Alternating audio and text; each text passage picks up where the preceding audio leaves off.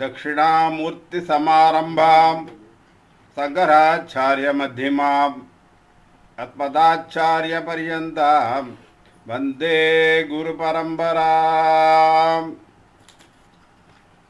अभार करुणा सिंधुं ज्ञानदं सान्दरूपिणं श्री चंद्रशेखर गुरुं प्रणमामि मुदान्वहम्। सदा सर्वत्र गोविंद नाम संकीर्तनम गोविंद गोविंद। सद्गुरुनाथ महाराज के जय। இன்னைக்கு ரொம்ப விசேஷமான நாள். என்ன விசேஷம்னா, மகாபெரிவாள் 1907 வருஷம் நம்ம சன்னியாச ஆசிரமத்துக்குள்ள வந்த தினம் இன்னைக்கு பிப்ரவரி மாதம் 13ஆம் தேதி மகாபெரிவாள் சன்னியாச தர்மத்தை ஏற்றுண்ட நாள். மகான் ஜகத்குரு அவருடைய பாதங்களுக்கு நமஸ்காரங்களை தெரிவிச்சுக்கிறேன். அடுத்தபடியா இந்த பிரவச்சனம் நடத்துவதற்கு எனக்கு உறுதுணையாக இருக்கக்கூடிய என்னுடைய குருநாதர் மகான் பாகவதர் ஸ்ரீமான் கோவிந்தபுரம் பாலாஜி பாகவதர் அவர்களுடைய சரணார வித்தங்களுக்கு என்னுடைய சாஷ்டாங்க நமஸ்காரத்தை தெரிவிச்சுக்கிறேன். இந்த பிரவச்சனத்தை இத்தனை நாட்டில் நடத்தி கொடுத்து இன்னமும் நடத்திட்டு வரத்துக்கு அனுகிரகம் பண்ணி கொண்டு இருக்கக்கூடிய இந்த விட்டல் சதா சர்வகாலமும் எங்கிட்டே இருந்துண்டு என் உள்ளே இருந்துண்டு இப்போ கூட என்னை பேச வச்சுட்டு இவ்வளோ அனுகிரகம் பண்ணக்கூடிய அந்த விட்டல் எனக்கு என்னுடைய சாஷ்டாங்க நமஸ்காரத்தை சொல்லிக்கிறேன்.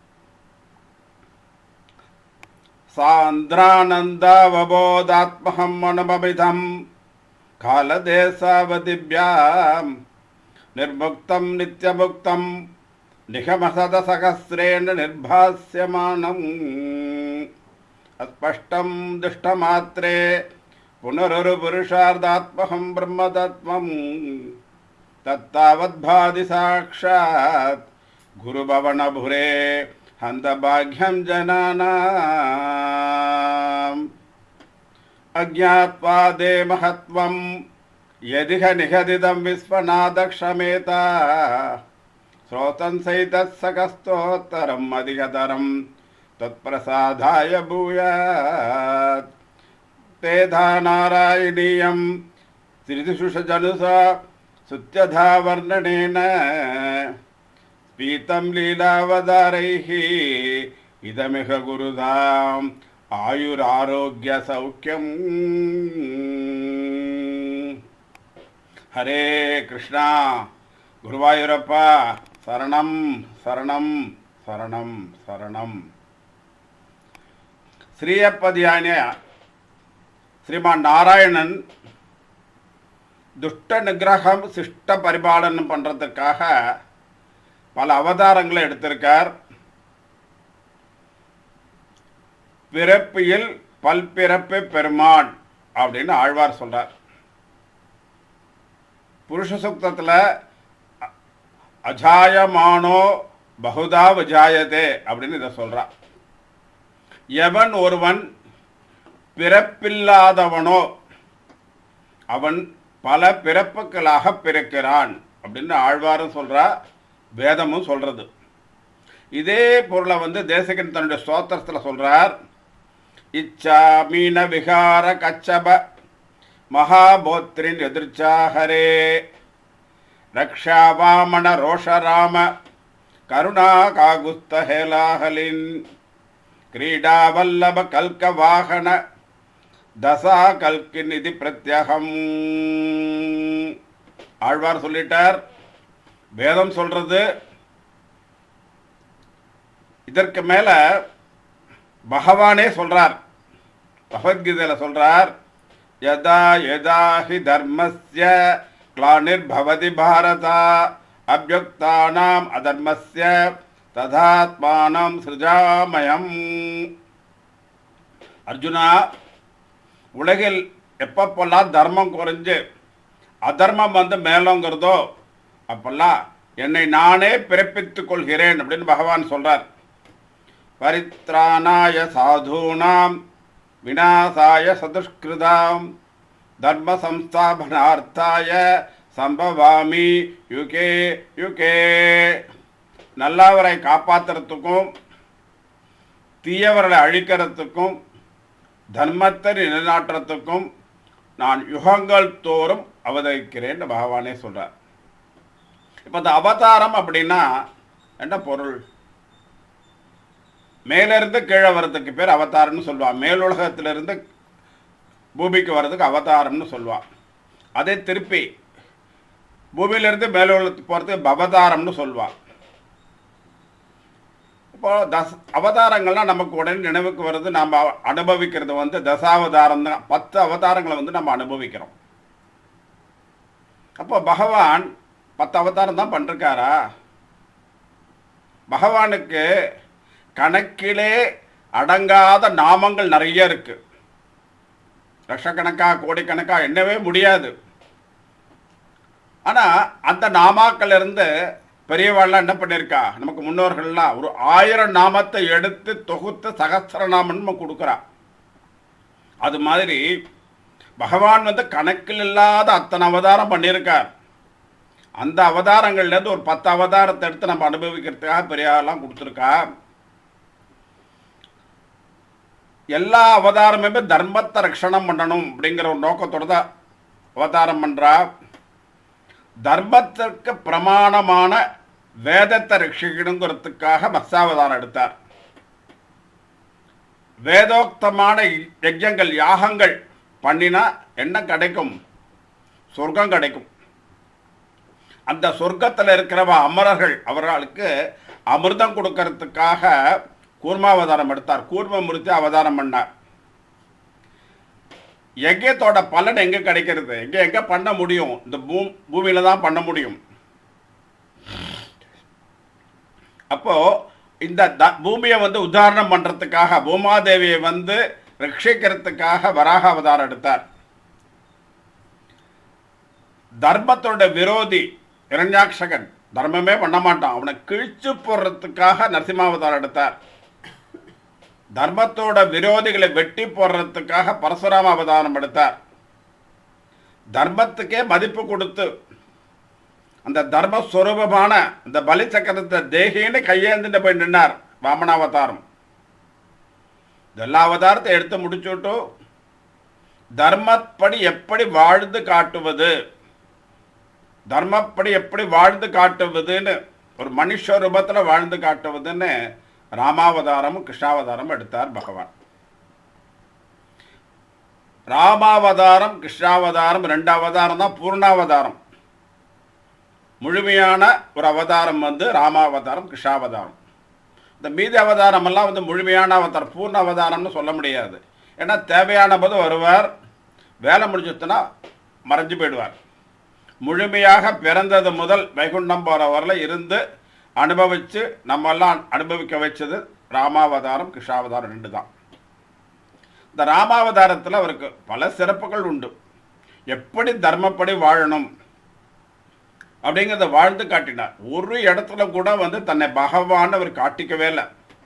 ராவணன் வந்து சீதை அபகரிச்சுட்டு போகிறார். அந்த நேரத்தில் கூட அவர் நினைச்சிருந்தா ஒரு வினாடியில் வந்து ராவணன்ட்ட சீதை எடுத்துட்டு இருக்க முடியும். தான் பகவான்னு காட்டிக்காம ஒரு மனிதனாக பிறந்தாக்க என்னென்ன கஷ்டங்கள் படணுமோ அந்த கஷ்டங்களை வந்து அவர் பட்டு நமக்கு காமிச்சார். அவர் பட்ட கஷ்டங்களுக்கு நம்ம படுற கஷ்டங்களாம் ஒன்றுமே கிடையாது. மதுரையில் நீலகண்ட தீட்சிதர்னு ஒரு பெரிய மகான் இருந்தார். மகா அக்னிகோத்ரி பண்டிதர், நிறைய பிரவச்சனங்கள்லாம் அபின்யாசமெல்லாம் பண்ணுவார். சொல்கிறதுக்கு ஒரு 200 வருஷங்களுக்கு முன்னாடி சரித்திரம் இது.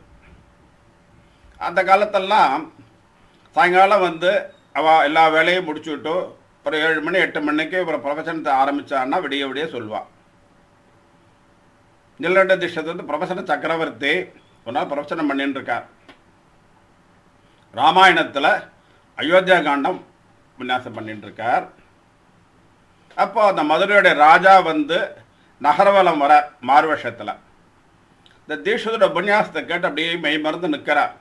இவ்வளவு பெரிய மகான் பண்டிதராக இருக்காரு, இவர் எப்படியாவது நம்மளோட ராஜ்ய சபையில் வந்து மந்திரியாக நம்ம சேர்த்துன்னு விட்டோம்னா நம்ம ராஜ்யத்துக்கும் நல்லது, மக்களுக்கும் நல்லது, ராஜ்யம் செழிப்பாக இருக்கும், மக்கள் நன்னா இருப்பாளே அப்படின்னு நினச்சிட்டு மறுநாள் வந்து ஒரு வித்வத் சதஸ் கூட்டுறார். அதில் தீட்சிதரும் கலந்துக்கிறார். ஒரு கேள்வி கேட்குறார், காக்கா ஏன் காக்கா காக்கான்னு கத்துறது, இதுக்கு யாராவது எனக்கு பதில் சொல்லுங்கன்னு கேட்குறார். இந்த பக்ஷி இனங்கள்லேயே காக்கா ஒன்று தான் தன்னுடைய பேரை சொல்லி கத்துறது. குருவி வந்து குருவி குருவின்னு கத்துறது இல்லை, கிளி வந்து கிளி கிளின்னு கத்துறது இல்லை, மயில் வந்து மயில் மயில்னு கத்துறது இல்லை, கோழி வந்து கோழி கோழின்னு கத்துறது இல்லை.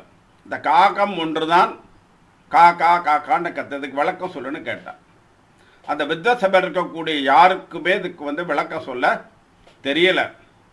தீட்சிதர் எழுதுண்டார், பணிவார் ராஜா நமஸ்காரம் பண்ணார், அடியேன் இதுக்கு விளக்கம் சொல்லலாமான்னு கேட்டார்.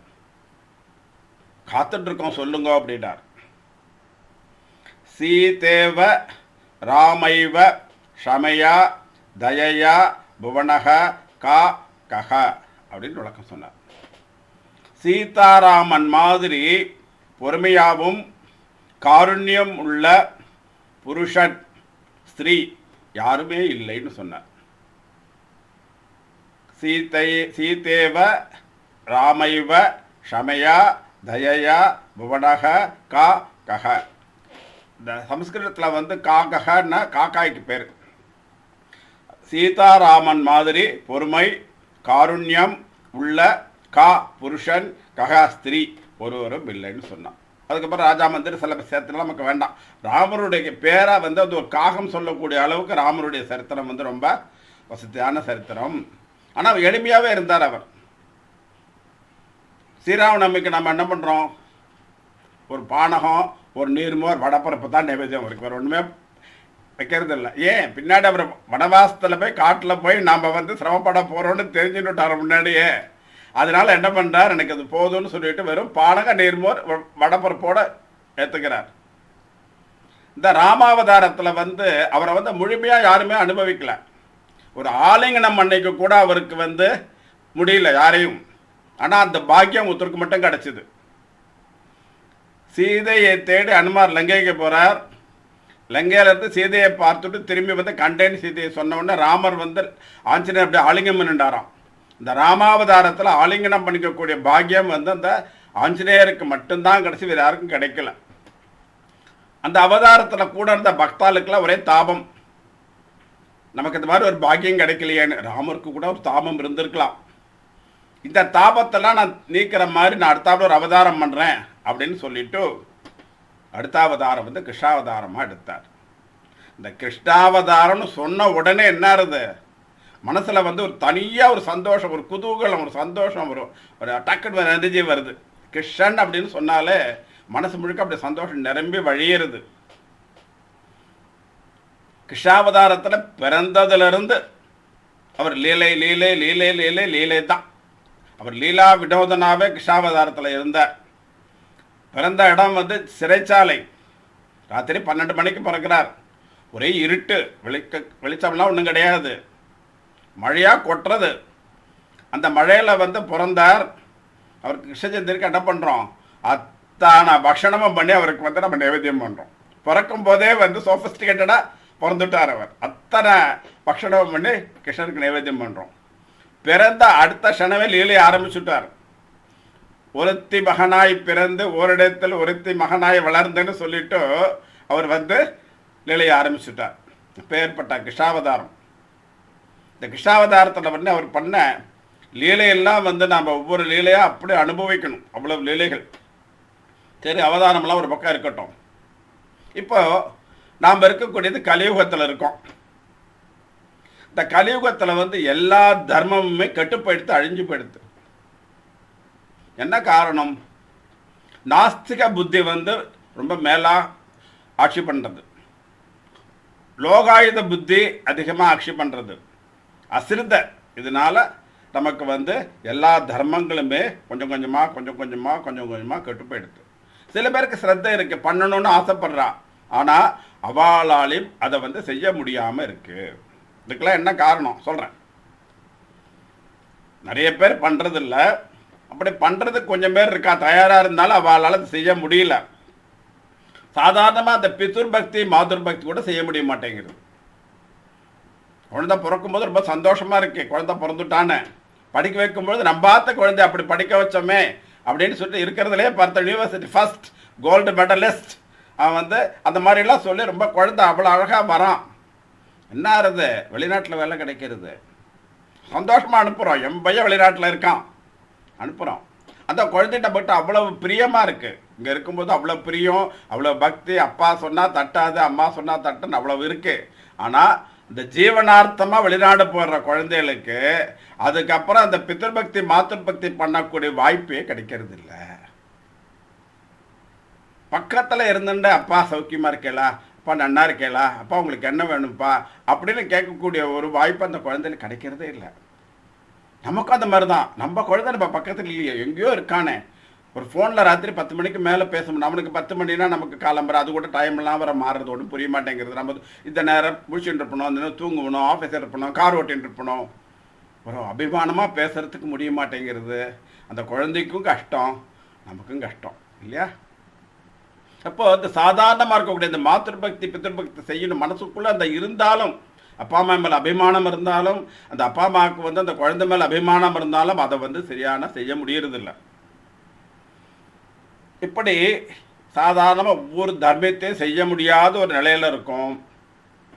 சாமானிய தர்மங்கள் மட்டும் இல்லை, வர்ணாசிரம தர்மங்கள் கூட செய்ய முடியறதில்லை, எல்லாம் நஷ்டமாயிடுறது. இதுக்காக வந்து ஒரு தனி தர்மத்தையே நம்ம வந்து கடைபிடிக்க வேண்டியிருக்கு. கலோ ஜனிஷ்யமானானாம், இந்த கலியுகத்தில் பிறந்த மக்களுக்கு என்ன ஒரு தர்மம் சொல்லியிருக்கா? கலோ கல்மஷ சித்தானாம் பாபத்ரவியோப ஜீவினாம் விதிக்கிரியா விஹீனானாம் கதிஹி கோவிந்த கீர்த்தனம் அப்படின்னு சொல்கிறான். கலியில் வந்து எல்லாருக்குமே சித்தம் வந்து கல்மிஷமாக தான் இருக்குது. அந்த திரவியங்கள்லாம் பாப திரவியங்கள்னால வந்து நம்ம பாவங்கள் அதிகமாகிட்டே இருக்குது. இந்த பாவம் அதிகமாக நம்ம கல்மிஷம் வந்து மனசில் அதிகமாகுது. விதிக்கிரியா விஹீனானாம், அடிப்படை தர்மங்கள் கூட நம்மளால் செய்ய முடிய மாட்டேங்கிறது. சாதாரணமாக சந்தியாவந்தாதி கிரியைகளை கூட செய்ய முடியறதில்லை. பக்கத்தில் தீர்த்தங்கள் இருந்தால் கூட ஸ்நானம் பண்ண முடியறதில்ல. நான் 30 வருஷம் மகாதனபுரத்தில் இருந்தேன். அகண்ட காவேரி, மாயனூர் தாண்டியார்த்தினா அந்த அகண்ட காவேரி, கொள்ளிடவில் அகண்ட காவேரி 1.5 கிலோமீட்டர் அகலம் இருக்கும். 2 கரையும் புரண்டு அப்படி ஜலம் போகும். ஒரு நாள் கூட அந்த காவேரியில் போய் நான் ஸ்நானம் பண்ணதில்லை. உண்மையே சொல்கிறேன். நான் வேலை நிமித்தம், உத்தியோக நிமித்தம், அது பரவாயில்ல. அந்த மாதிரி அது வந்து என்ன என்னுடைய தப்பு இல்லை, யார் தப்புன்னு சொல்கிறேன் பின்னாடி. பக்கத்திலே தீர்த்தம்லாம் இருக்கு, அங்கே போய் நம்மளால் ஸ்நானம் பண்ண முடியறதில்ல. எதை பண்ணணுமோ அதெல்லாம் பண்ணுறதுக்கு முடியறதில்ல. எதெல்லாம் வேண்டாமோ அதெல்லாம் பண்ண முடியறது. இப்போ ஒரு 15 நாளாக ஒரே சத்சங்கம், அப்படியே சாகரத்தில் எல்லாரும் முழுகின்னு இருக்கோம் இல்லையா? கோவிந்தபுரம் கும்பாபிஷேகம் அமக்கலமாக நடந்தது. எப்போ பார்த்தாலும் நாம சங்கீர்த்தனை, எப்போ பார்த்தாலும் வேத கோஷம், சத்சங்கம், ஹரிகதை, அப்படி ஓஹோன்னு நடந்தது. அதை தொடர்ந்து பார்த்தோன்னா இப்போ ஆலங்குடி ராதா கல்யாணம். இன்றைக்கி வந்து ராதாகிருஷ்ணன் அமோகமாக விட்டல் வந்து கல்யாணம் பண்ணிட்டார். இதெல்லாம் வந்து நம்ம வந்து தேடி கோவிந்தபுரத்துக்கோ இல்லது வந்து ஆலங்குடிக்கோ போய்த்தான் அனுபவிக்கணும் நியாயமாக. ஆனால் வந்து நம்ம பார்த்து டிவியில் வருது இதெல்லாம், ஹாலில் நம்ம உட்காந்துட்டு கால் மேலே கால் போட்டு சேரில் காலை நீட்டி உட்காந்துட்டு அந்த விட்டலை அனுபவிக்கிறோம். ஆனால் என்ன ஆகுது, கரண்ட் போயிடுது. முக்கியமான கட்டத்தில் கரண்ட் போயிடுது, அனுபவிக்க முடியறதா? முக்கியமான பாட்டு பாடிருக்கார், தீனதேவனில் பாடிட்டு இருக்கார், பாகவதர் உடையாளர் கல்யாணம் பார்த்து தீனதேவனில் பாடிட்டு இருக்கார், வாய்ஸ் போயிடுத்து, அனுபவிக்க முடியல. அதான் என்னென்ன நம்ம செய்யணும்னு நினைக்கிறோமோ அதெல்லாம் செய்ய முடியறதில்ல. என்னென்ன வேண்டாமோ எல்லாத்தையும் செய்கிறோம். இதுக்கெல்லாம் என்ன காரணம் தெரியுமா? நாமெல்லாம் காரணமே இல்லை. ஆரம்பத்திலே சொன்னேன், இதெல்லாம் செய்ய முடியாமல் வரத்துக்கு என்ன காரணம்னா அவளுடைய தப்பு கிடையாது, இது கலி புருஷனோட தப்பு. இந்த கலியுகத்தில் இதெல்லாம் செய்ய முடியாது, எல்லா சிரமங்களும் கொடுப்பான். இது கலிபுருஷனுடைய ஸ்வபாவம், எதையுமே செய்ய விடாது. இப்போ இந்த மாதிரி இருக்கிறவெல்லாம் கடை தேரணுமே இல்லையா? எப்படி கடை தேர்றது? அஜாமலன் கடை தேறினான், அகல்யே கடை தேறினான். இவெல்லாம் எப்படி வந்து பகவான் கடை தேற்றினானோ அதை தவிர அந்த மாதிரி நம்மளை கடை தேற்றாதான் உண்டே தவிர வேற வழியே இல்லை. அனன்யா சித்திய தோமாம், அப்படி நம்பினவாளை நான் கைவிடுறதில்லைன்னு பகவான் சொல்றான். சரிதான், நம்பினவாளை பகவான் இப்போ கைவிட மாட்டார். ஆனால் இவா வந்து நம்பினவாளும் இல்லை. நம்பிக்கை இருந்ததுன்னா சாஸ்திரத்தை நம்பிக்கை வரும். சாஸ்திரத்தை நம்பிக்கை வந்தால் தர்மத்தை பண்ணுவாள். அப்போ இவாளுக்கு நம்பிக்கையும் இல்லை, சாஸ்திரத்தை நம்பிக்கை இல்லை. இவாளை எப்படித்தான் கடை தேத்துறது? இவாளை கடை தேறி ஆகணுமே. இவாளை கடை தேத்துவதற்கு ஒரே ஒரு வழிதான். அது என்னன்னா பகவத் கிருபையால தான் முடியும். இந்த பகவத் கிருபையால வா கடை தேரணும்னா என்ன செய்யணும்? கதிகி கோவிந்த கீர்த்தனம், கதிகி கோவிந்த கீர்த்தனம், கிருஷ்ணா ராமா அப்படின்னு சொல்லணும். நாம் கிருஷ்ணா ராமான்னு நம்ம தெரிஞ்சு சொல்கிறோமோ இல்லை தெரியாமல் சொல்கிறோமோ, அல்லது வந்து ஏதோ ஒரு காலில் அடிபட்டவுடனே ராமா அப்படிங்கிறோம், தலையில் அடிச்சுட்டா கிருஷ்ணாங்கிறோம். அது மாதிரியாவது சொல்லணும். எதேச்சியாக அந்த நாமத்தை கோவிந்தா அப்படிங்கிற நாமத்தை சொல்லிட்டா பகவான் என்ன பண்ணுறார்? டேய் இவன் நாமத்தை சொல்லிட்டான், என்ன கூப்பிட்டுட்டான்னு ஓடி வரார். ஓடி வந்து அவனை அப்படியே உதாரணம் பண்ணுறது பகவானுடைய தர்மம். அதுதான் பாகவத தர்மம். இந்த தர்மத்தையே பிரதானமாக கிருஷ்ணாவதாரத்தில் கிருஷ்ணன் முழுக்க முழுக்க முழுக்க முழுக்க பண்ணியிருக்கான். அவனை நம்பினவாளை மட்டும் இல்லை, அவனை நம்பாதவாளை, அவனை தூஷித்தவாள், அவனை ஏமாத்தினவாள், அவன் மேலே குரோதமாக இருந்தவாள் அத்தனை பேரையும் கடை தேர்த்திருக்கார். இதுதான் கிருஷ்ணாவதாரத்துடைய ஒரு சிறப்பு. கிருஷ்ணாவதாரத்தில் பகவான் வந்து நம்ம யோகியதையை பார்த்து நமக்கு வந்து அனுகிரகம் பண்ணுறதில்ல. பட் எந்த கேள்வியுமே அவர் கேட்கறதில்ல. நீ கர்மயோகம் பண்ணியா, நீ ஞான யோகம் பண்ணியா, நீ வர்ணாசிரம தர்மப்படி நடந்துட்டியா, என்கிட்ட திருட பக்தியோடு இருந்தியா, என்ன தியானம் பண்ணினியா, திருட விஸ்வாசத்தோடு என்ன சரணாகதி பண்ணினியா, அந்த மாதிரி எந்த கேள்வியுமே இந்த இடத்துல கிடையாது. எந்த கேள்வியுமே அவர் மட்டும் கேட்கறதில்ல. ஏன்? நாம் போய் அவனுக்கு கிருபா பண்ணணும், நாம் போனால் தான் அவனை கடை தேர்த்த முடியும்னு பகவான் வந்து வரார். அவர் கிருபாலு. ஒரு தாயாருக்கு வந்து ஒரு 4-5 குழந்தைகள் இருக்கு. ஒரு குழந்தை வந்து அதிபுத்திசாலி, ஆரோக்கியமாக இருக்கு. இன்னொரு குழந்தை வந்து கொஞ்சம் மந்த புத்தியாக இருக்கு. இன்னொரு குழந்தை வந்து உடல் ஊனமாக இருக்கு. இன்னொரு குழந்தை வந்து பதிஹீனமாக இருக்கு. ஆனால் அம்மா வந்து என்ன பண்ணுறா? 4 குழந்தைகளையும் சமமாக தான் பாவிக்கிறா இல்லையா? 4 குழந்தைகளை அம்மா வந்து சமமாக தான் பாவிக்கிறா. ஆனாலும் இந்த ஆரோக்கியமாக வந்து புத்திசாலித்தனமாக இருக்கிற குழந்தை வந்து எல்லா காரியத்தையும் தானே செஞ்சுக்கும். அம்மாவுடைய உதவி அந்த குழந்தைக்கு வேண்டாம். அந்த புத்திஹீனமாக இருக்கக்கூடிய மதிஹீனமாக இருக்கக்கூடிய குழந்தைக்கு, உடல் ஹீனமாக இருக்கக்கூடிய குழந்தைக்கு தனிப்பட்ட முறையில் சிறப்பு கவனத்தை செலுத்தணும். அது மாதிரி தான் பகவான் என்ன பண்ணுறார்? தகுதி உள்ளவாளெல்லாம் அவள் தகுதியாலே கடை தேறிடுவாள். ஆனால் அந்த தகுதி இல்லாமல் இருக்கிறவாள், அந்த அங்கஹீனமாக இருக்கக்கூடிய புத்திஹீனமாக இருக்க குழந்தைகள் மாதிரி இருக்கிறவாளை கடை தேர்த்தணும் அப்படிங்கிறதுக்காக கிருபாலுவா வரார். தகுதி இல்லாதவாளுக்கு கிருபா பண்ணுறது தான் இந்த கிருஷ்ணாவதாரத்துடைய ஒரு விசேஷம். எப்பேற்பட்ட கசடர்கள், முரடர்கள், அசத்துக்கள், தன்னை தூஷிக்கிறவா, தன் நிந்தனை பண்ணுறவா, கேலி பண்ணுறவா எல்லாரையுமே கிருஷ்ணாவதாரத்தில் பகவான் வந்து காப்பாற்றி கொடுத்துருக்கார். அவளை வந்து உதாரணம் பண்ணிருக்கார். இதை வந்து நாராயண பட்டத்திரி ஸ்ரீமன் நாராயணத்தில் சொல்கிறார், 88வது தசகத்தில் சொல்கிறார்.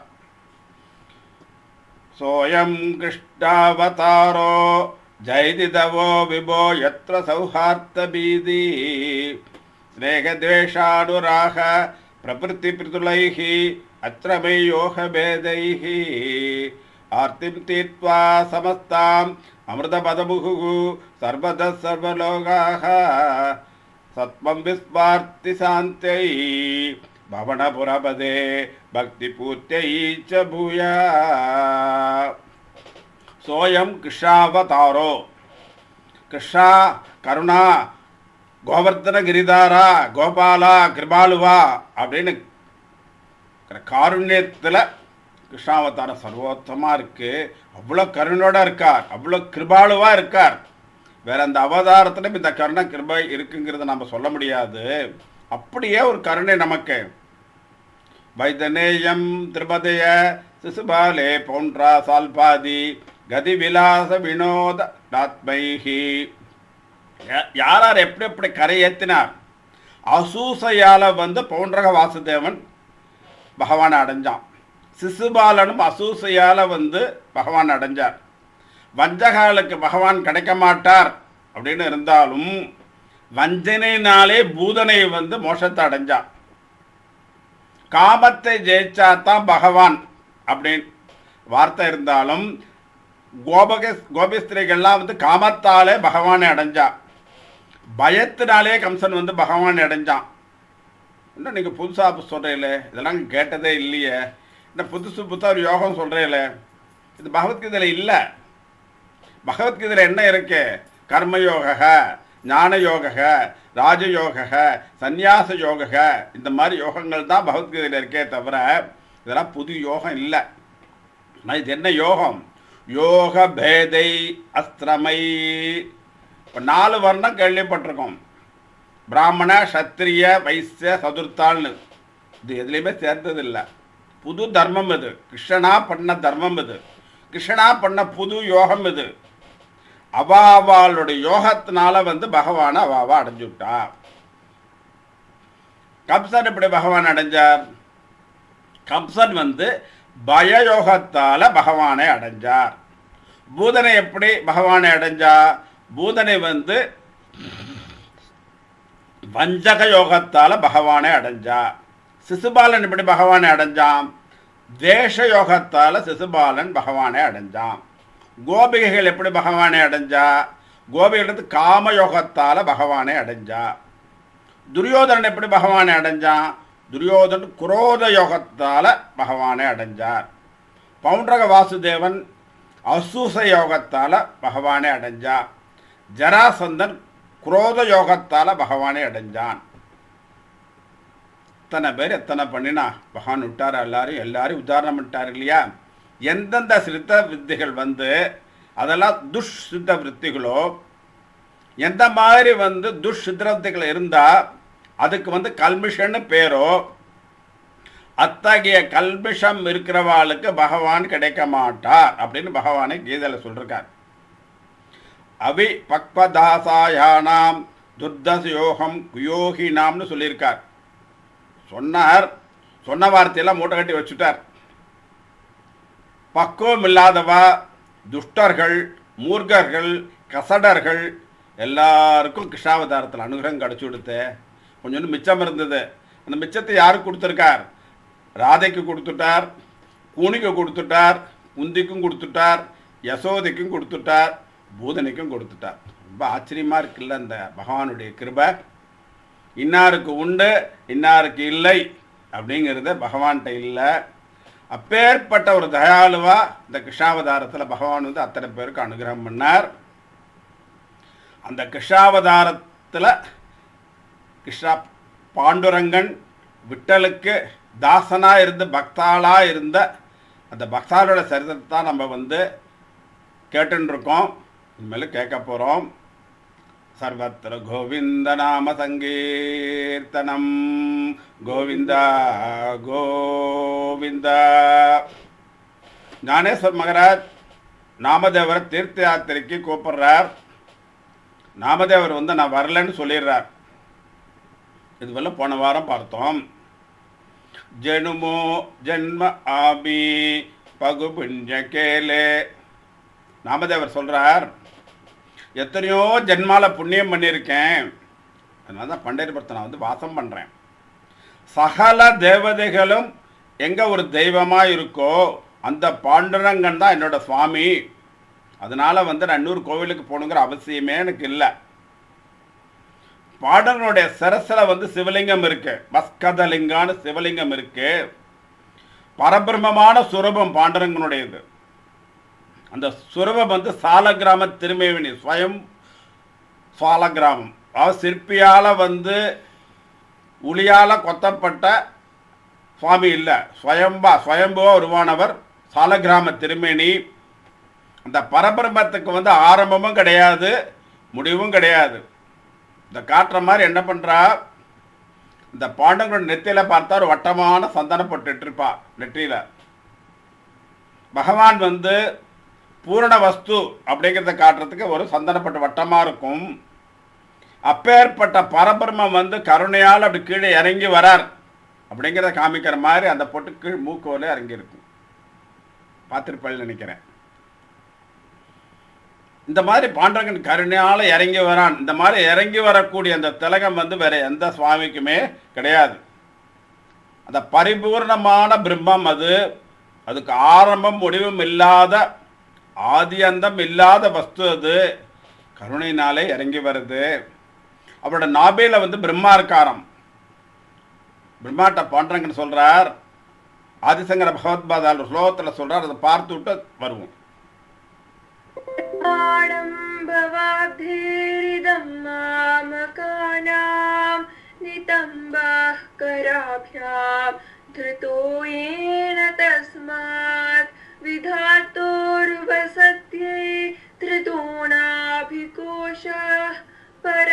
பரபிரம்மலிங்கம் பஜே பாண்டுரங்கம். பகவான் சொல்றார், என்னுடைய பக்தாளுக்கு பவசாகரம்ங்கிறது இடுப்பளவு தான் சொல்லிட்டு இடுப்பில் கைய வச்சுருக்காராம். இந்த பவசாகரம் பக்தாலை முழுகடிக்காது.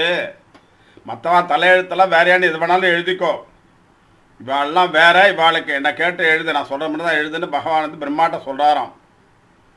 பிரம்மா நாபியில் இருக்கார், சிவன் தலையில் இருக்கார். அந்த சிவலிங்கம் ஆவுடையோடு இருக்கிறதுனால ஆவுடை அம்பாளோட சுரூபம்.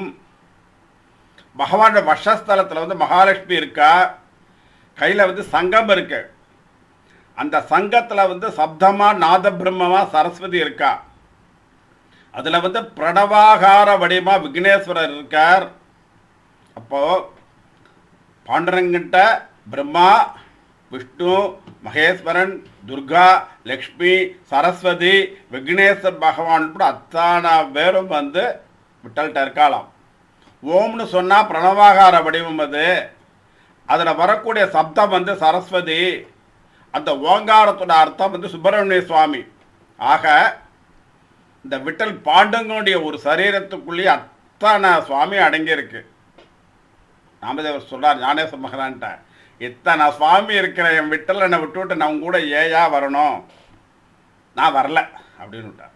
ஞானேஸ்வர பகவான் சொல்கிறார், இல்லை எதுக்கு நீங்கள் வரணுன்னா, நான் அப்படி க்ஷேத்ராடனம் போனோன்னா ஜீவன் முக்தா நிறைய பேரை பார்க்கலாம், போயிட்டு வரலாமே அப்படிங்கிற. இல்லைன்னு யார் சொன்னால் க்ஷேத்ராடனம் பண்ணால் ஜீவன் முக்தால பார்க்கலாம், வாஸ்தவம் தான். உமக்கு மேலே யார் சாமி ஜீவன் முக்தர்? நீ மகா ஞானி. ஆரம்பத்தில் நான் அதை உணர்ந்துக்கல, இப்போ நான் ஞானின்னு தெரிஞ்சுன்னுட்டேன், எனக்கு இது போதும். சாதுக்கள்லாம் பார்க்கணுன்னு நீங்கள் சொல்கிறேன், நியாயம்தான், வாஸ்தவம்தான். ஆனால் இந்த பண்டரிபுரத்தில் இருக்கக்கூடிய சாதுக்களை விட வேற எங்கேயாவது அதிக சாதுகள் இருக்க முடியுமா? நான் வரல, விட்டுடுங்க அப்படிங்கிற. நாமதேவா, உங்களுக்கு வேண்டாம், எனக்கும் வேண்டாம், நம்ம விட்டலை கேட்போம், விட்டல் என்ன சொல்கிறாரோ அப்படி கேட்டுக்கலாம் அப்படின்னு சொல்லிட்டு புறப்படுறார். நாமதேவர் சொல்கிறார், போய் கேளுங்க, நிச்சயமாக என் விட்டல் என்னை அனுப்ப மாட்டான். அவனுக்கு நான் பாடணும், என் பாட்டை கேட்காம அவன் இருக்க மாட்டான், என் பாட்டை கேட்காம அவன் எழுந்துக்க மாட்டான், அவனுக்கு சாப்பாடே இறங்காது, போய் கேளுங்க அப்படிங்கிறார். ஞானேஸ்வரா விட்டல்கிட்ட வந்தார். விட்டல் நமஸ்காரம் பண்ணார். விட்டலா, நாமதேவ் மகாராஜ் நான் தீர்த்த யாத்திரை கூட்டிகிட்டு போனேப்பா. இந்த பக்கம் வடக்கு காசி வரலும் போகணும், இந்த பக்கம் தெற்க ராமேஸ்வரங்களும் போகணும். வரமாட்டேங்கிறாரு. நீ கொஞ்சம் சொல்ல அப்படிங்கிற. விட்டால் அப்படியே இறங்கி வந்து ஞானேஸ்வர மகாராஜ் தோளில் கையை போட்டுக்கிறார்.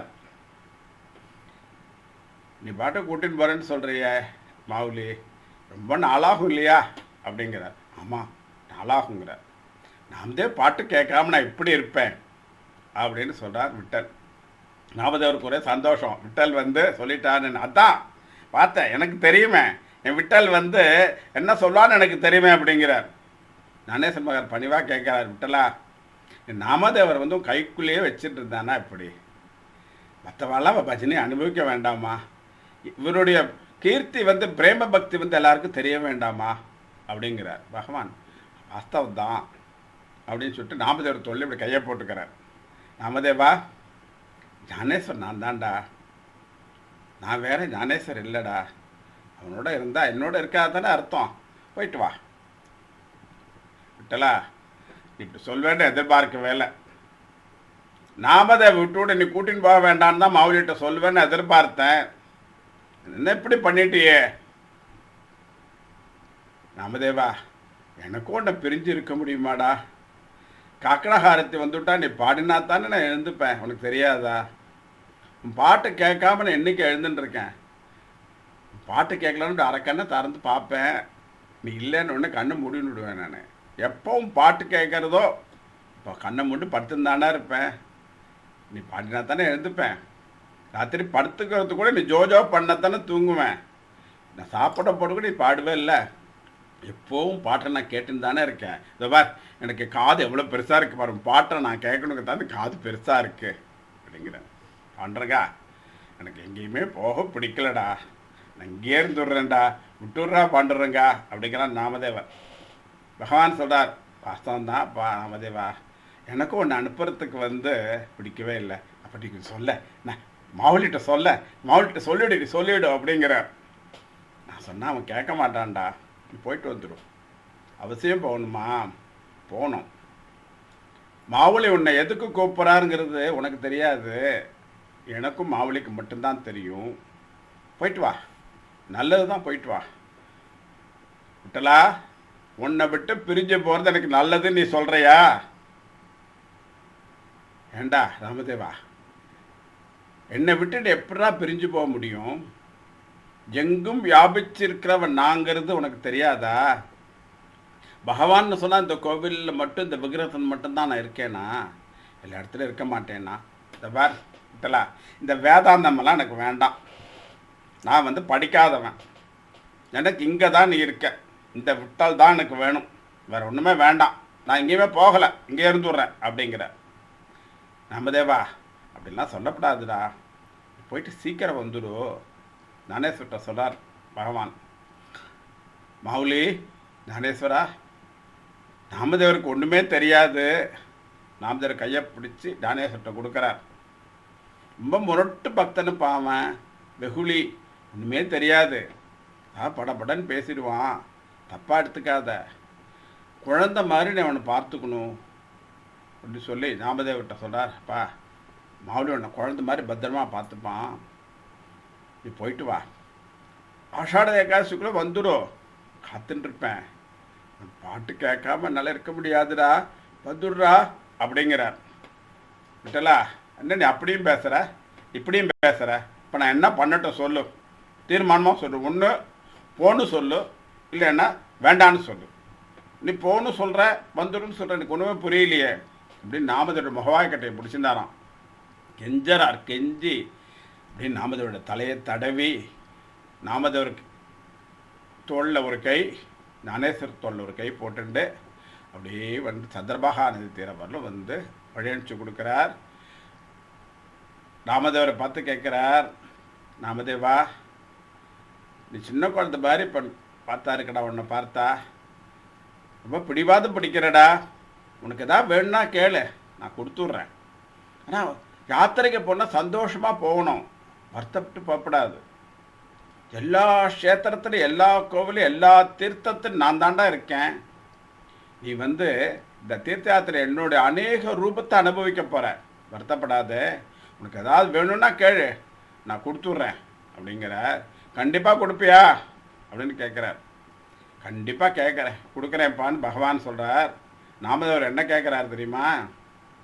योगपीठे तटे मरत्या वरं पुण्डरीकाय दातुं मुनीन्द्रै समाकत्यदिष्टान्तमानन्दकन्दं परब्रह्मलिङ्गं भजे पाण्डुरङ्गं परब्रह्मलिङ्गं भजे पाण्डुरङ्गं भजे पाण्डुरङ्गम् पण्डरीचा वास चन्द्रभागे स्नान आणि दर्शन विठोबाचे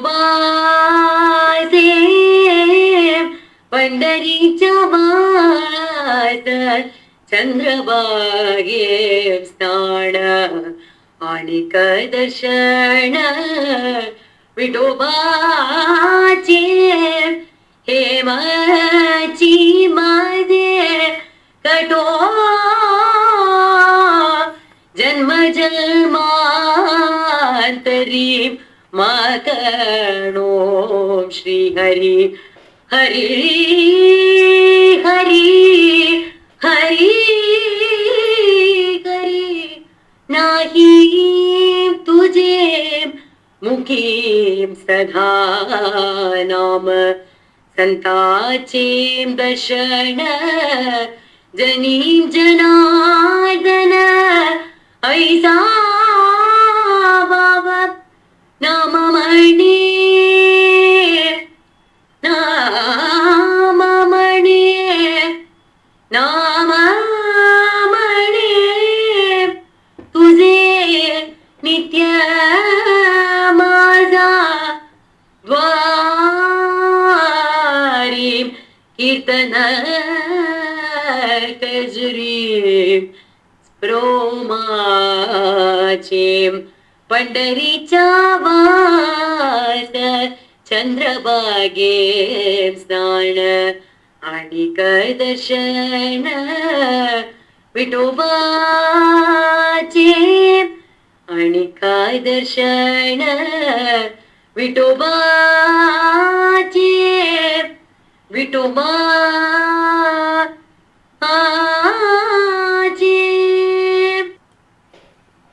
வெளியூர் போப்பறியா, உனக்கு ஏதாவது வேணும் கேளு அப்படின்னு விட்டல் கேட்டார்னா நாமதேவர் என்ன கேட்குறார்? பண்டரிபுரத்திலே நான் வாசம் பண்ணணும், சந்திரபாகாலே ஸ்நானம் பண்ணணும், எனக்கு வேறு ஒன்றுமே வேண்டான்னு கேட்குறார். பண்டரி சவாச்ச சந்திரபாகே ஸ்நான அணிக தர்ஷன விட்டோபாச்சே. உன்னை பார்த்துட்டே இருக்கணும் விட்டலா, இப்போ மட்டும் எனக்கு இல்லை, எத்தனை ஜென்மம் எடுத்தாலும் எத்தனை ஜென்மம் நீ கொடுத்தாலும் உன்னை பார்த்துட்டே தான் இருக்கணும் பாண்டுருங்க. ஹே ஜிமா ஜோகடா ஜன்ம ஜன்மாந்தரி, வேற ஒன்றுமே உங்கள்கிட்ட கேட்க மாட்டேன். மகனே ஸ்ரீஹரி நாகி துஜே முகி நாம சதா, உன் நாமாவை சொல்லிகிட்டே இருக்கணும். அப்படி உன்னுடைய நாமாவை சொல்லக்கூடிய சாதுக்களை வந்து நான் கண்குளிர பார்க்கணும். சந்தாஞ்சே தர்ஷன, அத்தனை ஜனங்களையும் நான் வந்து ஜனார்தன ரூபமாகவே பார்க்கணும். ஜனி ஜனார்தன ஐசா பாவ நாமாமனே துஜே நித்ய மகாத்வாரி கீர்த்தன கஜரி. உன் கோவில் வாசல் என்று நான் கீர்த்தனை பாடணும். உன்னுடைய கீர்த்தனத்தை எப்படி பாடணும்? மனசுக்குள்ளரே மொனமொன்னு பாடக்கூடாது, கத்தி உறக்க பாடணும்.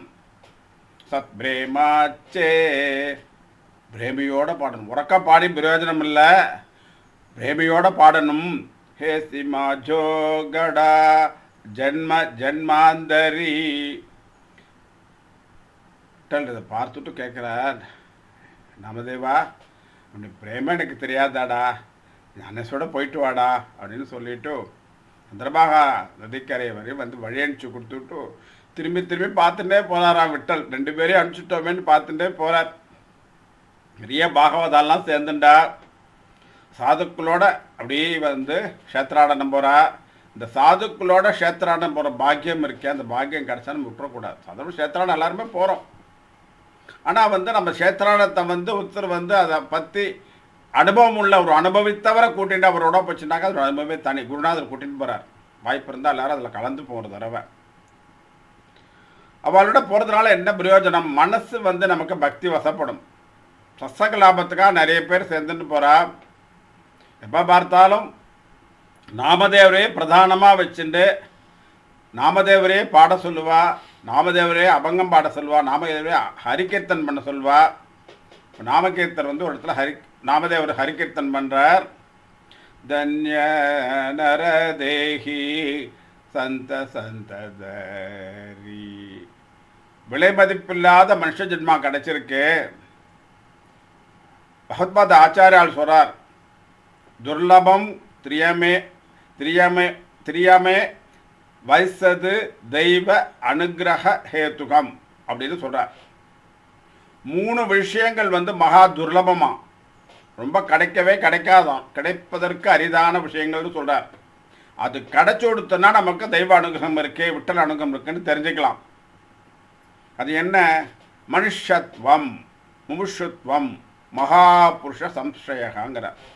முதல்ல வந்து மனுஷனா பிறக்கிறது.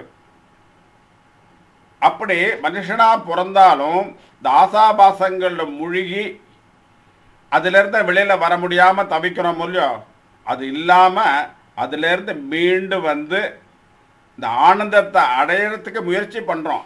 அது வந்து முமுஷுத்வம். இந்த 2 நமக்கு கிடச்சி கொடுத்தோன்னாக்கா பகவான் வந்து குருநாதரை அவர் நமக்கு அனுப்பிச்சுடுவார். நம்ம குருநாதரை தேடியே போக வேண்டாம். நமக்கு யார் குருநாதர்னு தெரியாது. குருநாதெல்லாம் எப்படி இருப்பா? நம்மளை மாதிரி சாதாரணமாக இருப்பா. அவர் தான் குருநாதாள், அவர் தான் மகாபுருஷான்னு நமக்கு தெரியாது. அதனால் என்ன பண்ணுவார்? பகவான் வந்து குருநாதர் நம்மகிட்டே அனுப்பிச்சுடுவார். குருநாதர் நம்மகிட்ட வந்ததுனால என்ன நமக்கு பலன் கிடைக்கிறது? நம்ம சத்சங்கத்தில் இப்போ போய் இருந்துட்டு இருக்கக்கூடிய ஒரு பலன் கிடைக்கிறது. சத்சங்கத்திலே இருந்துட்டு குருவோட அனுகிரகத்தோடு இருப்போம். தன்ய நரதேஹி சந்த சந்ததரி. இந்த துர்லபமான மனுஷ ஜென்மா நமக்கு அடைச்சு கொடுத்து என்ன பண்ணணும்? அவசியமான அளவுக்கு லௌகிக விஷயங்களை ஈடுபடலாம். வேண்டான்னு சொல்ல, ஒருத்தருமே வேண்டான்னு சொல்லலை. படிப்போ அல்ல உத்தியோகமோ வியாபாரமோ குடும்ப விஷயமோ எந்த அளவுக்கு வேணுமோ அந்த அளவுக்கு நீ அதில் ஈடுபடு, பிரவர்த்திச்சுக்கோ. இது போக மீதி நேரம் இருக்குல்ல, பாக்கி நேரம், அந்த நேரத்தை வேண்டாத விஷயங்களில் மனசை செலுத்தாமல் பகவான்கிட்ட கொடுத்துரு அப்படிங்கிற நியாயம் தானே, செய்யலாமே. நமக்கு வந்து இல்லை, அதுக்கு நமக்குரிய நேரத்தை வந்து மேக்சிமம் நமக்காக எடுத்துட்டு அது போக இருக்கக்கூடிய கொஞ்ச நேரத்தை பகவான்கிட்ட கொடுக்கலாமே. அப்படி கொடுத்தவளா எப்படி இருக்கா? ராத்திரி திவச ஜானஹரே கே பஜன காயா வாச மன பகவந்தி. விடிய விடிய பஜனை பண்ணுறாளாம். அவளுடைய உடல் மனம் எல்லாத்தையும் பகவான்கிட்ட கொடுத்துட்டாலாம். அந்த மாதிரிலாம் நம்மளால் இருக்க முடியாட்டி கூட நம்ம என்ன பண்ணலாம்? நமக்கு இருக்கக்கூடிய அவகாசத்தில் வேண்டாத விஷயங்கள், அது எதுன்னு நம்ம சொல்லலை, நமக்கே தெரியும் என்னென்ன வேண்டுங்கிற விஷயம், வேண்டாங்கிற விஷயம் அவாவாளுக்கு தெரியும். அந்த மாதிரி வேண்டாத விஷயங்கள் நம்ம மனசை ஈடுபடுத்துறதை விட்டு அதை குறைச்சிண்டு, ஈடுபட வேண்டான்னு சொல்லலை அவர், அதை குறைச்சிண்டு பகவான்கிட்ட வந்து நம்ம மனசை கொடுத்துடலாம் அப்படிங்கிறார். தன்ய நரதேஹி சந்த சந்ததரி திரைலோக்ய உத்தரி ஹேலா மாதே. இந்த சத்சங்கத்தில் ஈடுபடுறதுனால என்ன பிரயோஜனம் கிடைக்கிறது? சத்சங்கம் கிடைக்கிறது, அதில் என்ன பலன் கிடைக்கிறது? முதல்ல வந்து அவர் தன்னை கடை தேர்த்திக்கிறார். சத்சங்கத்தினால வந்து தான் கடை தேர்றார். அப்புறம் வந்து தன் குடும்பத்தையே தன் வம்சத்தையே கடை தேர்த்துறார். அது மட்டுமல்ல, உத்தமமான வாழ்க்கை அவர் வாழறதுனால அவரை வந்து யாரெல்லாம் நினைச்சுட்டு இருக்காளோ அத்தனை பேரையும் கடை தேர்த்து விட்டுறார். ஒரு மகானை நினைச்சு விட்டா நமக்கு சந்தோஷம், அந்த மகான் நமக்கு அனுகிரகம் பண்ணால் சந்தோஷம், ஆனந்தம். அப்படி அந்த சாதுக்கள் நம்ம மனசுனால நினைச்சாலா என்ன ஆகுது? மகா தோஷம் உள்ளவாளும் வந்து கரையேறா.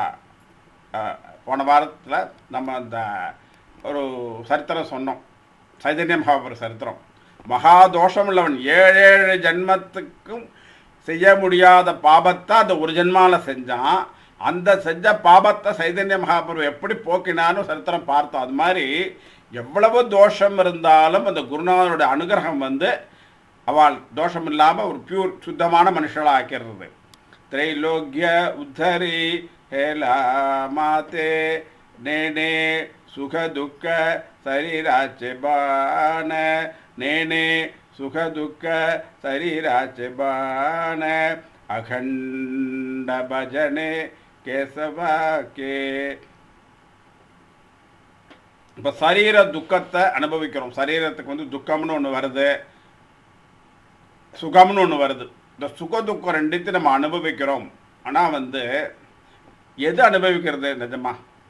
நாம் அனுபவிக்கிறோம். நான் அனுபவிக்கிறேன்னு சொல்கிறோம். எது அனுபவிக்கிறது? சரீரம் அனுபவிக்கிறதா, மனசு அனுபவிக்கிறதா? ஜடமான பொருள், அறிவே கிடையாது. மாம்ச மூட்டை அந்த உடம்பு.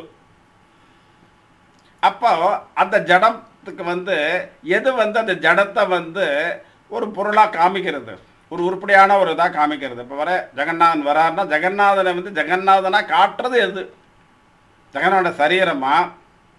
இல்லை, அந்த சரீரத்துக்குள்ளே இருக்கக்கூடிய சைதன்யம் இருக்குல்ல, அந்த சைதன்யம் தான் ஜெகநாதனாக காட்டுறது. அந்த சைதன்யம் வந்து இருக்கிற வரலும் தான் அவருக்கு மதிப்பு, அவருடைய பெயர், அவருக்கு எல்லாமே. அந்த சைதன்யம் வந்து வெளியில் போயிடுத்துன்னா ஒன்றுமே கிடையாது. அவருக்கு பேரே வேறு பேராக மாறிடுறது. சைதன்யம் உள்ளே இருக்கிறவங்கள தான் அவருக்கு அந்த புகழ், பதிப்பு, பேர், அவர் படித்தவர், அவர் வந்து பெரிய மகான், வித்வான் எல்லாமே உண்டு.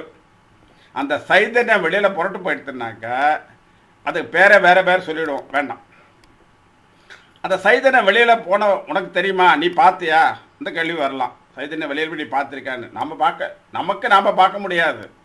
கண்டவர் விண்டிலர், விண்டவர் கண்டலர் சொல்லுவா. அது மாதிரி பக்கத்தில் பார்க்குறோம். பக்கத்தில் நிறைய அனுபவங்கள் பார்க்கணும். கிளம்புற 6 மணிக்கு நன்னா இருந்தார், 6:15 புரட்டு போயிட்டார். சைதன்யம் போயிடுத்து. அடுத்தாப்புல என்ன கேள்வி வருது, எப்போ எடுக்க போகிறா?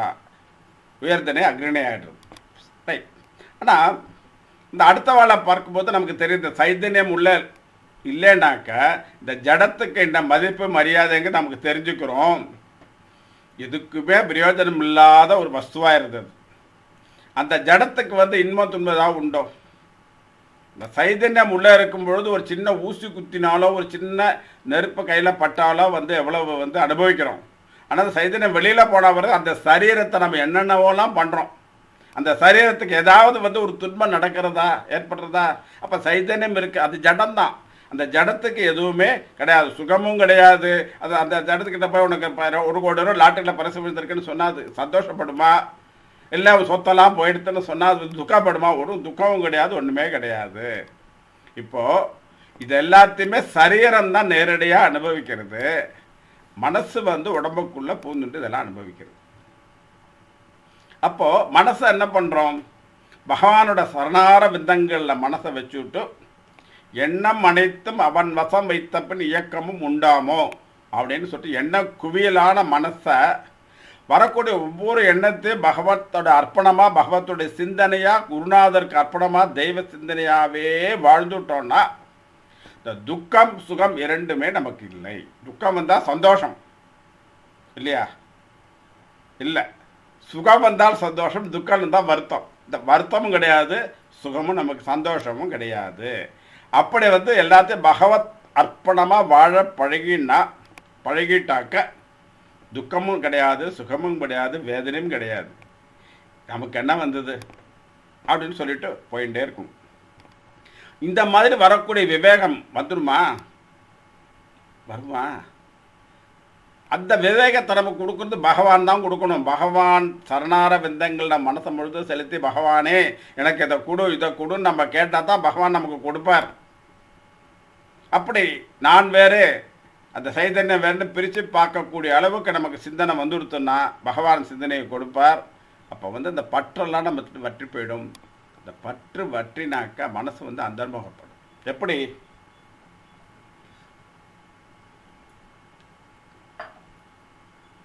தேங்காய் இருக்கு,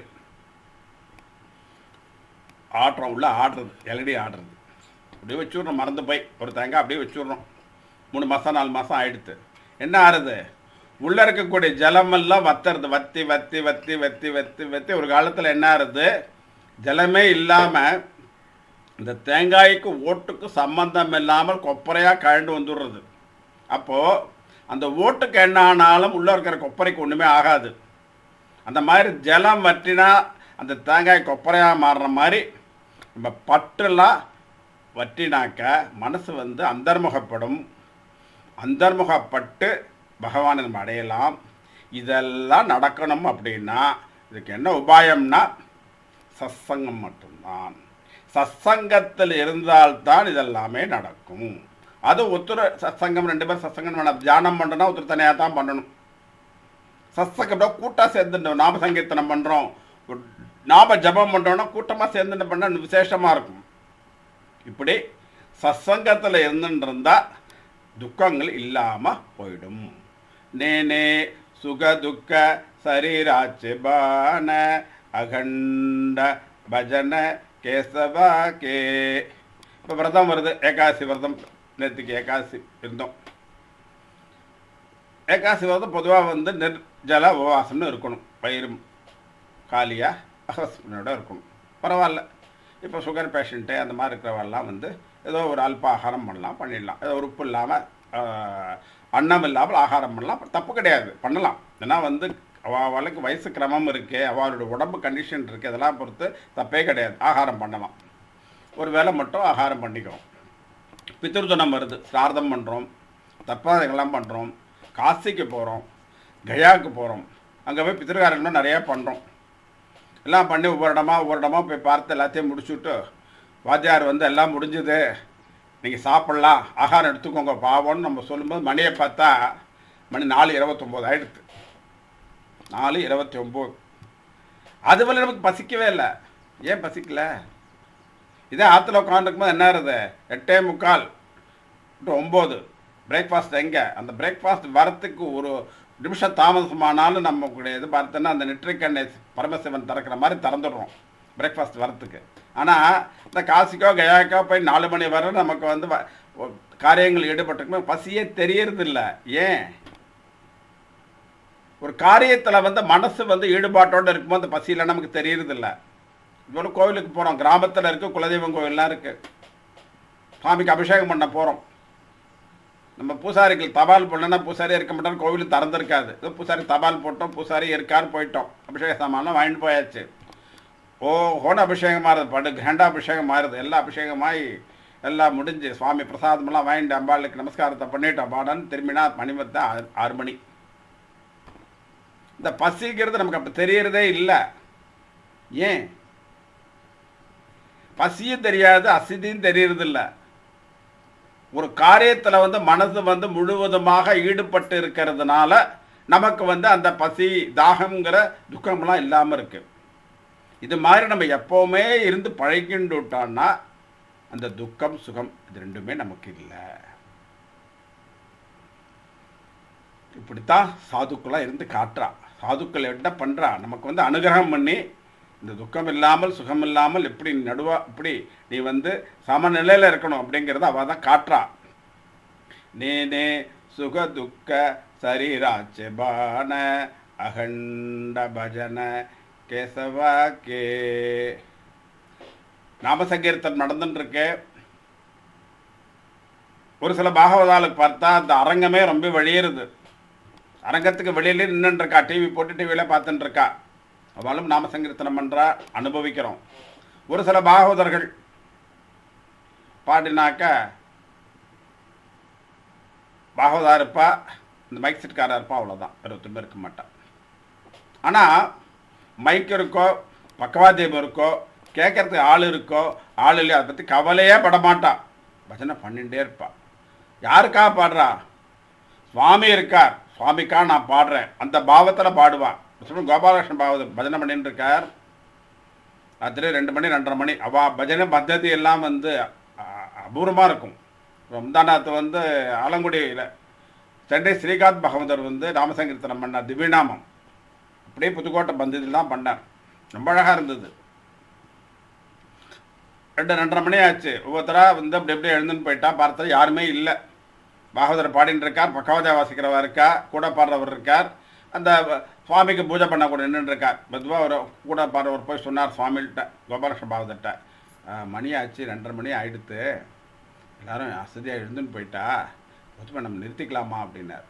என்னப்பா பஜனை நிறுத்தணும்னு சொல்கிறியா? யாருமே இல்லைன்னா சொல்கிறேன், நீயே இந்த பார் நரசிம்மர் இருக்காரு, நரசிம்மர் கேட்டுட்டு இருக்காரோ இல்லையோ, நான் இருக்கா பாடுறேன் அப்படின்னா. அது மாதிரி இருக்கோ இல்லையோ, பைக் இருக்கா பைக் இல்லையா, யார் இருக்கா இல்லைங்கிறதே கிடையாது. நான் பாடுறேன், சுவாமி கேட்குறார் அப்படிங்கிற பாவத்தில் நாம சங்கீர்த்தனம் பண்ணணும். இந்த பாவம் புண்ணியம் 2 இருக்கு. இந்த பாவங்கிறது நமக்கு துக்கத்தை தருது, நரகத்தில் கொண்டு விட்டுடுறது. புண்ணியங்கிறது வந்து சொர்க்கத்தில் விட்டுடுறது. இந்த சாதுக்கள் எல்லாம் வந்து பாபம் பண்ணுறதும் இல்லை, புண்ணிய காரியங்களை பண்ணிட்டு என்ன பண்ணுறான்னா பலத்தியாகம் பண்ணிடுறான். அதனால் எந்த கர்மாவும் வந்து அவளை வந்து பந்தப்படுத்துறதில்ல, பாபம் பண்ணுறதே கிடையாது. புண்ணிய காரியங்கள்லாம் பண்ணிவிட்டு ஆற்றிய புண்ணியங்கள் அவன் தாள்லே அர்ப்பணம்னு செய்து விட்றான். எனக்கு இல்லை நமக நம்மமான்னு சொல்லிட்டு போயிடுறான். அப்படி இருக்கிறதுனால அவள் வந்து பரிசுத்தமாக இருக்கா, எதுலேயுமே அவள் வந்து மாட்டிக்கிறது இல்லை. நாமாமிருதி பிரீத்தி சர்வகால. பகவத் பிரீத்திக்காக வந்து நாம சங்கீர்த்தனம் பண்ணுறோம். சுவாமிக்கு வந்து வெள்ளிக்கிழமை சஹஸ்ரநாம அர்ச்சனை பண்ணலாம் அப்படின்னு பண்ண உடனே அடுத்தது என்ன சொல்கிறோம், சஹஸ்ரநாம அர்ச்சனை பண்ணிடலாம், தெய்வத்தை சக்கரை பொங்கல் ஒன்று பண்ணேன் சொல்லிடுறோம், ஒரு 2 வடை தட்டேன், சரி ரைட், ஆத்திரி தர்ம பத்தினி, தர்மமான பத்தினி, உடனே சக்கரை பொங்கலும் பண்ணிடுறா, வடையும் தட்டிடுறா. சுவாமிக்கு சஹஸ்ரநாம அர்ச்சனை முடிஞ்சு கொடுத்து சுவாமிக்கு நைவேத்தியம் பண்ணிட்டோம். சுவாமியாக சாப்பிட்றது நம்ம தானே சாப்பிட்றோம். ஆஹா அப்படி அபாரமாக பண்ணியிருக்கேன் நீ, நான் பண்ணல, எங்கள் அக்கா தான் பண்ணி கொடுத்தா, பரவாயில்ல அக்கா பண்ணினாலும் சரி நீ பண்ணாலும் சரி, அவ்வளோ நல்லா இருந்து சக்கரை பொங்கல், அந்த வடை ஓஹோன்னு நாம் தானே சாப்பிட்றோம். சுவாமிக்கு வந்து நைவேத்தியம் பண்ணிவிட்டு சுவாமி ஏற்றுண்ட பிரசாதத்தை நமக்கு தான் ஒரு அனுகிரகம் பண்ணுறார். பகவத் பிரீத்திக்காக நாம சங்கீர்த்தனம் பண்ணுறோம், நாம பாடிட்டே இருக்கார் உடலர் கல்யாணம் பாகவதர். அந்த நாம சங்கீர்த்தனத்தை அனுபவிக்கிற பாக்கியம் நமக்கு தானே கிடைக்கிறது. ஒன்றும் இல்லை, ஆற்றுல ஊதுபத்தி ஏற்றி வைக்கிறோம் சுவாமிக்கு, சுவாமி இதை ஏற்றுக்கிறார், அந்த வாசனை நமக்கும் தானே கிடைக்கிறது. ஒரு புஷ்பம் சாத்துறோம் சுவாமிக்கு, அந்த புஷ்பத்தோட வாசனை நமக்கு தானே கிடைக்கிறது. இப்போ சுவாமிக்கு என்னென்ன கிடைக்கிறதோ அத்தனையும் அந்த சுவாமி வந்து பக்தாளுக்கு கிடைக்கிற மாதிரி பண்ணிடுறார். நாமாமனே ஐசே வர்த்த தேகபாகி மூட ஜனாதாரு பக்தி மார்க. சாதுக்கள் எப்படி இருப்பான்னா தேகத்தில் இருந்துட்டே வந்து விதேகிகளாக ஞானிகளாக இருப்பாளாம், சரீரப்பற்று இல்லாதவாளாக இருப்பாளாம். அப்படி இருக்க அவளால் தான் முடியும். அதை எப்படி இருக்கணுங்கிறதுக்கு நமக்கு வந்து வழிகாட்டுவா, அது ஒரு அபியாசத்தை நமக்கு சொல்லிக் கொடுப்பா. தெய்வீக சிந்தனையில் வந்து நம்ம மனசு ஒடுங்க ஒடுங்க ஒடுங்க ஒடுங்க பற்றெல்லாம் தானாக ஒதுங்க, பகவானை சரணடைஞ்சு பகவான் தான் எல்லாமே அப்படிங்கிற எண்ணம் வந்து பகவானுடைய சரணார பிந்தங்களில் வந்து நம்ம பற்று வச்சுட்டோம்னா நம்ம இதர சிந்தனையெல்லாம் ஒதுங்கி பற்றெல்லாம் ஒதுங்கி நம்ம வந்து ஒரு சமநிலைக்கு வந்துடுவோம் அப்படின்னு ஞானேஸ்வர மகாராஜ் தபகத்தில் ரொம்ப அற்புதமாக சொல்லியிருக்கார். ஞானேஸ்வர மகாராஜ் மகாராஷ்டிராவில் வந்து ஒரு பெரிய மகாத்மானு பேர் வாங்கினவர். அதை பற்றி அவர் கவலையே படலை. ஆனால் ஞானேஸ்வர மகாராஜ் வந்து அப்படி ஒரு பிரம்ம ஞானியாக இருந்தார். எதையுமே அவருக்கு அவ்வளோ கஷ்டங்கள் வந்த பொழுது அதை பற்றி கவலைப்படலை, சுகங்கள் வந்தபோது அவர் கவலைப்படலை. நாமதேவர் வந்து பக்த சிரோன்மணி பிரேம பக்தர், ராத்திரி பகமாக அபங்கம் பாடின்னு இருக்கார் அப்படிங்கிறது ஞானேஸ்வர பகவானுக்கு தெரியும். பக்தி சாஸ்திரங்கள்லாம் படிக்காதவர், பக்தினா என்ன அப்படின்னு வியாக்கியானம் சொல்லுங்கன்னு கேட்டால் நாமதேவருக்கு சொல்ல தெரியாது. ஆனால் அது பூரா பரிபூர்ணமாக அவர் வந்து அனுபவத்தில் வந்து புரிஞ்சுட்டு இருக்கார். ராமகிருஷ்ண பரமஹம்சர்கிட்ட அவர் சிஷ்யால்கிட்ட உட்காந்து பேசின்னு இருக்கார். என்ன படித்த பண்டிதாலெலாம் வந்தாலாம், வந்து அவர் பாட்டுக்கு சொல்கிறார், ஒவ்வொரு பண்டிதரும் நான் இந்த புத்தகத்தில் வந்து நான் படிச்சிருக்கேன், இதில் வந்து எனக்கு வந்து தலைகீழாக இப்படி இருந்து அப்படி வரல சொல்ல முடியும், அப்படி சொல்ல முடியும், இப்படி சொல்ல முடியும்னு நிறைய சொல்கிறாலாம். கூட இருக்க சிஷ்யாளுக்கெல்லாம் வந்து ஒரே ஆச்சரியமாக இருந்தான், என்ன பகவான்கிட்ட வந்து இப்படி சொல்கிறாளே, பகவான் இன்னும் பேசாமல் இருக்காருன்னு கேட்டாராம். அந்த பண்டிதாலெலாம் போனாவிட்டு சிஷ்யனை கூப்பிட்டு சொன்னாராம், இப்பெல்லாம் வந்து என்னென்னமோ சொன்னாப்பா, அதெல்லாம் படித்ததே இல்லை, ஆனால் காளி வந்து எனக்கு அனுபவத்தில் எல்லாத்தையும் கொடுத்துருக்காப்பா அப்படின்னு சொன்னாராம். அது மாதிரி எதுவுமே படிக்காதவர் நாமதேவர், ஆனால் வந்து விட்டல் வந்து அவனுக்கு அனுபவத்தில் எல்லாத்தையுமே சொல்லி கொடுத்துருக்கார். அதை அனுபவித்த அனுபவத்தை வந்து இந்த உலகத்துக்கு எடுத்து சொல்லணுங்கிறதுக்காக ஞானேஸ்வர மகாராஜ் தீர்த்த யாத்திரை கூட்டிகிட்டு போகிறார். எல்லா ஊர்லேயும் வந்து நாம சங்கீர்த்தனம் பண்ணிகிட்டே போவா.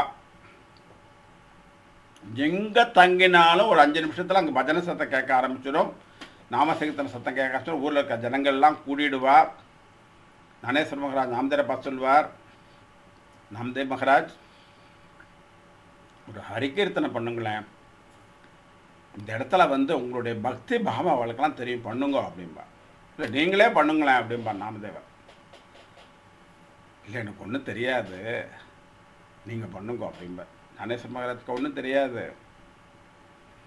நீங்கள் ஒன்றும் எதோ பண்ண வேண்டாம், உங்களோட அனுபவத்தை சொல்லுங்க. விட்டல் வந்து உங்களுக்கு என்னென்ன பண்ணினானோ அந்த அனுபவத்தை சொல்லுங்க போதும் அப்படிம்பார். விட்டல அவடி பிரேம பாவோ, ஆசையோடு விட்டலை கூப்பிடுங்க. சும்மா நாமாவளி சொல்கிறது சொல்லுவா நாம சங்கீர்த்தனத்தில், சொல்லுங்க நாமாவளி சொல்லுங்கம்பா, கடனேன்னு சொல்லப்படாது. நாமாவளிங்கிறது என்ன? பகவானுடைய நாமம். பகவானுடைய நாமத்தை எப்படி சொல்லணும்? ஆற்றுல இருக்கிற குழந்தைய கூப்பிட்ற மாதிரி சொல்லணும். ஆற்றுல ஒரு சின்ன குழந்தை இருக்குது, எப்படி கூப்பிட்றோம்? வாடா கண்ணா கூப்பிட்றோமா, வாடா குழந்தைன்னு கூப்பிட்றோமா, அது மாதிரி பகவான் நாமாவை சொல்லணும். ஆற்றுல இருக்கிற குழந்தைய எப்படி பிரேம பாவத்தோடு கூப்பிட்றோமோ அப்படி வந்து நாமாவளி சொல்லி பகவானை கூப்பிடணும். விட்டல ஆபடி பிரேம பாவோ, விட்டல நாமா சாரே தாஹோ பிரேம பாவோ, விட்டல ஆவடி பிரேம பாவோ. அப்படி நாமாவை சொல்றா என்ன கிடைக்கும் உங்களுக்கு இல்லையா? என்ன கிடைக்கும்? விட்டலஹ சந்தேகோ, எதற்கெடுத்தாலும் சந்தேகப்படக்கூடிய புத்தி இருந்தால் அந்த குயுக்தியான புத்தி நம்மளை விட்டு போயிடும். அப்புறம் வேற என்ன கிடைக்கும்? பவமூல வியாதி சாகா, இந்த பவ வியாதி, இந்த பவ சாகரத்தை நம்ம மாட்டின்னு முடிக்கிறோம் இல்லையோ, அந்த வியாதிக்கு காரணமே சந்தேகம்தான். எதை பார்த்தாலும் சந்தேகம்தான். அந்த சந்தேகம் போயிடும். பகவான்கிட்ட திருட பக்தி சிந்தனை நமக்கு கிடைக்கும். இந்த பகவான்கிட்ட வந்து திருட பக்தி நமக்கு கிடைச்சி கொடுத்தனா மனசு வந்து அங்கேயும் எங்கேயுமே அலைப்பாயாது. விட்டலஹ சந்தாஹோ பவமூல வியாதிசாக, விட்டல நாமாச்சாரே தாஹோ பிரேமே பாவே, மனா நரஹரி உச்சார சம்சார தராவயா பிரேம பாவோ.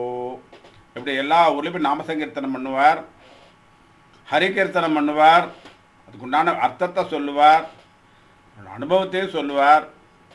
ஏதோ புராண கதை சரித்திர கதை சொல்கிறேன்னு நீங்கள் வந்து நினைக்காதீங்கோ.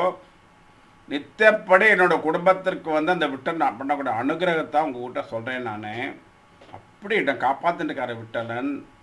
பகவான்கிட்ட பரிபூர்ணமான பக்தி வையுங்கோ. அப்படி வைக்கிறவாளை கஷ்டமே வராது, துக்கமும் வராது. கஷ்டங்கிறது என்ன? பூர்வ ஜென்மத்தில் முன்னாடி ஜென்மத்தில் நம்ம பண்ணின கர்ம வினைகள் நமக்கு கஷ்டமாக வருது.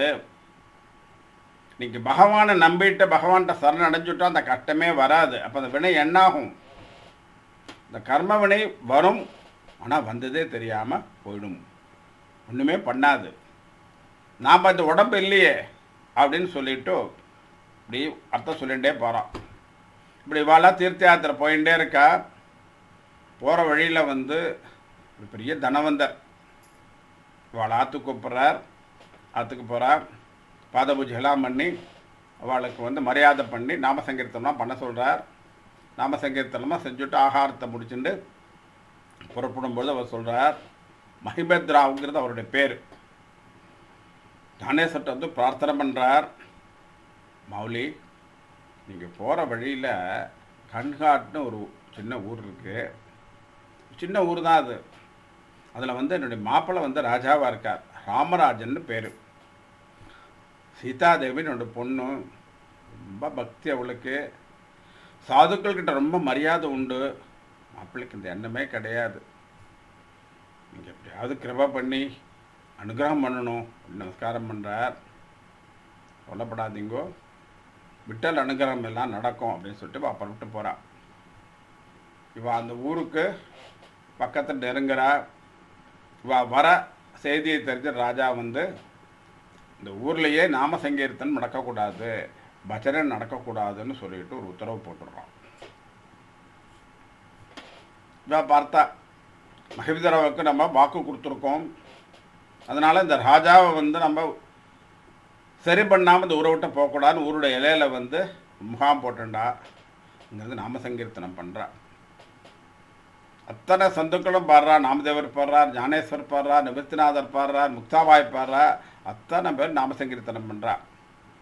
இவா பண்ணக்கூடிய நாம சங்கீர்த்தன நிகழ்வு வந்து ராணியோட காதுக்கு போகிறது, சீதாபாய் காதுக்கு போகிறது. ரொம்ப வருத்தப்படுறா. மகான்கள்லாம் வந்திருக்காளே, ஊர் எல்லையில் இருக்காளே, அவளுடைய பாத தூளி பட்டாலே போதுமே, இந்த தேசம் வந்து பாவனமாயிடுமே. என்ன பண்ணுறது ஒன்றுமே புரியலையே, ஒன்றுமே புரியல, எப்படி அவள் உள்ள கூப்பிடுவேன், ஒன்றுமே புரியலேன்னு ரொம்ப வருத்தப்படுறா. ராஜாட்ட சொல்கிறா, மகான்கள்லாம் வந்திருக்கா, ஊருக்கு வெளியில் வந்து அவள் தங்கி நாம சங்கீர்த்தனம் பண்ணிட்டு இருக்கா, அவள் நம்ம கூட்டின்னு வருவோமே, அவள் பாத தூளைப்பட்டால் நம்ம நாடு வந்து சுபிஷமாகிடுமே, நம்ம கிரகம் வந்து சுபிஷமாக இருக்குமே, வாங்களேன் இப்போ கூட்டின்னு வந்துடலாங்கிறா. இந்த ராஜா அந்த பண்டாரத்தெல்லாம் இங்கே கூப்பிடப்படாது, நமக்கு வேலை இல்லை போ அப்படின்னு வரும். இதுக்கு ஒன்றுமே புரியல. அவளுக்கு வந்து ஒரு சின்ன குழந்தை இருக்குது, பையன் இருக்கான். இந்த சரித்திரத்தை வந்து ஞானேஸ்வர் மகராஜ் சரித்திரத்திலேயே அனுபவித்தோம். இதை மீண்டும் ஒரு தடவை அனுபவிப்போம். தொடர்ச்சியை வந்து அடுத்த வாரத்தில் பார்க்கலாம். ஜெயதேவ ஜெயதேவ ஜெய பாண்டுரங்கா ஹரி பாண்டுரங்கா ரகுமாயி வல்லவர் அதிக வல்லப ஜெய ஜெய. எல்லோரும் ஒன்றாயிருக்க வேண்டும், ஈசன் கணேசன் அருள் வேண்டும். எல்லோரும் ஒன்றாயிருக்க வேண்டும், ஈசன் கிரீசன் அருள் வேண்டும். எல்லோரும் நன்றாயும் ஒன்றாயும் இருக்க வேண்டும், ஈசன் கிரீசன் ஞானானந்தர் அருள் வேண்டும். மாவுளி ஞானேஸ்வர் மகாராஜுக்கு जय गुरु तुकाराम महाराज के जय, ज्ञानी नामदेव महाराज के जय, सद्गुरुनाथ महाराज के जय, समस्त साधु मंडल की जय, पतित पावन दिव्य मधुर मधुर भगवन नाम की जय। राधे कृष्णा, राधे कृष्णा, राधे कृष्णा।